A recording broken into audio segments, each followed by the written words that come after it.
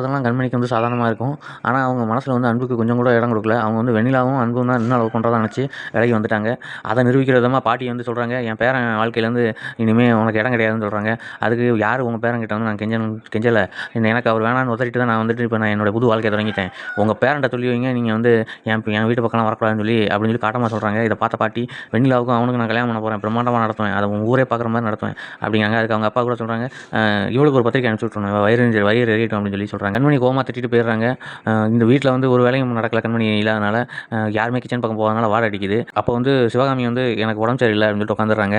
அப்போ அவங்க மகளையும் மருமகளையும் பாட்டி பிடிச்சி லெஃப்ட் ரைட் வாங்கி, என்ன நீங்கள் பொண்ணு போய் அதெல்லாம் வேலை பாருங்க, நீங்கள் தான் இனிமேல் பார்க்கணும், கண்மணி வந்தால் தான் வேலை பார்க்கணும்லாம் இருக்கக்கூடாது, அந்த மாதிரி சூழ்நிலை இங்கே கொண்டு வரக்கூடாது, வெளியிலலாம் வந்து வாங்கி சாப்பிட முடியாது, இங்கே தான் நீங்கள் சமைச்சு சாப்பிடணும்னு சொல்லிட்டு அவங்கள வந்து வேலை வாங்கிடுறாங்க. அப்போ வந்து பவித்ரா நினைக்கிறாங்க, கண்மணி இவ்வளோ வேலையும் செஞ்சாலும் முகம் சுளிக்காமல் செய்வாங்களே, இவங்க இப்படி இருக்காங்களேன்னு சொல்லி அவங்க மனசில் நினைக்காங்க.